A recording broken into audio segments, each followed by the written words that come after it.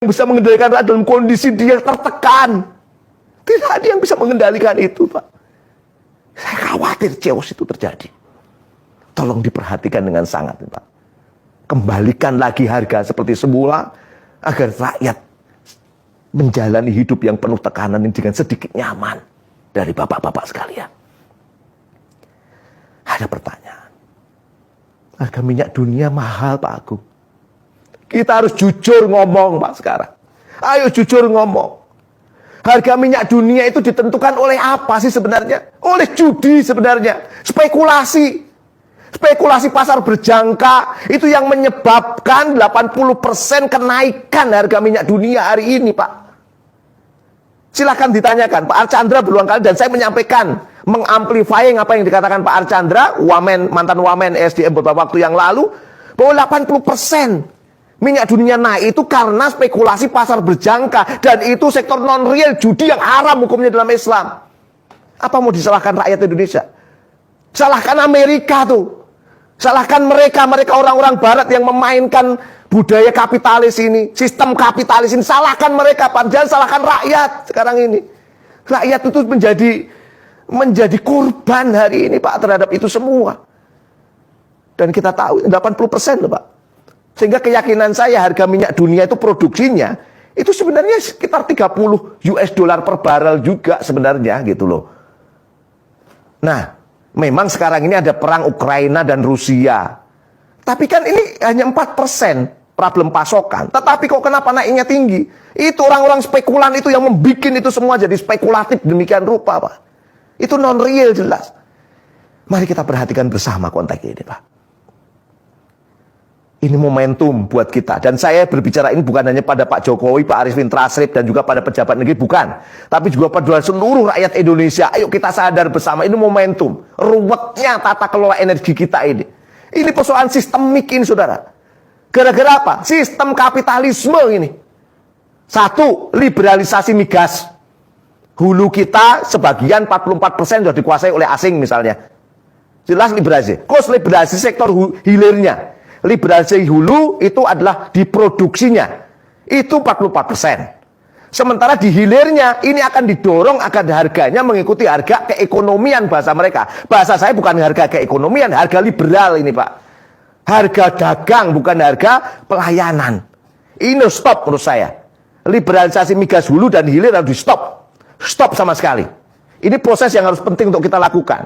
Dan ini momentum buat kita bersama, rakyat Indonesia. Di pertemuan kali ini saya Agung Wisnuwardana, aktivis 98, menyerukan pada seluruh rakyat Indonesia dari Sabang sampai Merauke, Myanga sampai Pulau Rote. Ini loh, kegagalan sistem, kekacauan sistem kita hari ini yang menyebabkan kalang kabutnya harga migas hari ini. Nah, itu sebab yang pertama. Yang kedua, kita itu masih punya cadangan. Cadangan yang cukup sangat tinggi sekali untuk bisa menjadikan minyak kita ini mampu mencukupi. Ada pertanyaan kemarin ke saya, bisa nggak Mas Agung Indonesia itu mandiri secara energi? Saya jawab dengan lantang, bisa. Bisa. Tergantung hari ini kita mau terapkan sistem yang benar tidak, dan rezim yang benar tidak. Itu poin pentingnya. Saya memberikan beberapa poin syarat dan ketentuan berlaku kalau kita pengen mandiri secara energi. Pertama, sekali lagi stop liberalisasi sektor hulu migas. Kita harus mengembalikan migas ini benar-benar menjadi milik umum seluruh rakyat Indonesia, muslim maupun non-muslim. Dalam konteks sistem Islam sudah sangat jelas, an-nasu suraka'u fisalasin al-ma' wal kala wan nar. Manusia secara keseluruhan, rakyat semuanya muslim maupun non-muslim memiliki secara bersama-sama, berserikat secara bersama-sama terhadap alma, air, wal kala, padang pengembalaan, wanar, api. Dalamnya konteksnya energi, termasuk dalamnya minyak dan gas. Itu milik seluruh rakyat. Dan stop liberalisasi sektor hilir. Harga itu tidak bisa diserahkan pada fluktuasi harga minyak internasional. Tapi apa? Benar-benar memberikan harga semurah mungkin sesuai dengan biaya produksi yang ada.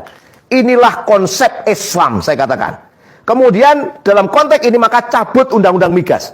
Karena undang-undang migas inilah yang meliberalisasi sektor hulu dan sektor hilir kita. Dan stop, cabut undang-undang cipta kerja. Karena undang-undang cipta kerja ini juga semakin meliberalisasi migas Indonesia. Kemudian yang kedua, ayo kita tingkatkan produksi dalam negeri. Bisa nggak? Bisa. Coba, SKK Migas menyebutkan, Indonesia memiliki 128 cekungan hidrokarbon. Yang baru diproduksi 28, sisanya belum. Ada 27 cekungan yang sudah ditemukan tapi belum diproduksi. Ayo kita produksi. Saya ingin mengatakan, kalau ini bisa dilakukan, maka produksi itu bisa tembus 1 juta barel per hari. Sehingga kebutuhan impor kita semakin sedikit. Ini optimalisasi produksi dari cekungan hidrokarbon kita yang ada. Kemudian meningkatkan proses eksplorasi dari sumur-sumur yang masih kosong. Sekitar yang belum dieksplorasi sekitar 13 dan 68. Ini masih berpeluang. Semoga masih ada minyak di dalamnya. Kemudian serius menambah dan meningkatkan kualitas kilang minyak kita. Ya, kilang minyak kita benar-benar kita mainkan dengan baik. Biayanya berapa kan mahal Pak Agung? 15,6 sampai 16 miliar US dollar. Kalau kita ratakan rupiah sekitar kurang lebih 250 triliun rupiah ya untuk membangun kilang itu. Dananya bagaimana? Sekali lagi stop IKN. Stop bangun-bangun tol. Stop itu kereta cepat. Alihkan semua untuk bangun kilang minyak. Bisa kita kalau mau serius nih ya. Kemudian efisiensi konsumsi BBM. Selama ini terjadi pemborosan energi karena pemerintah terus memfasilitasi kendaraan pribadi dan tol. Sementara transportasi publik nggak pernah diseriusi gitu loh. Kemudian apa lagi? Indonesia itu memiliki bahan untuk energi baru terbarukan. Ada air, ada surya, matahari kita. Dan kita punya energi nuklir. Kemudian kita punya bahan lithium baterai. Semua ini berpeluang untuk dimainkan. Jangan sampai diserahkan kepada asing juga ini. Kita harus mainkan semua ini. Jangan takut kalau nanti nuklir, gara-gara kita mainkan nuklir, Amerika marah. Siapa yang kita harus berani dong. Kalau memang kita mau mandiri, kita harus berani gitu kan. Kemudian apa? Stop terlibat dalam pasar komoditas berjangka. Spekulasi itu, judi, non-real, haram hukumnya.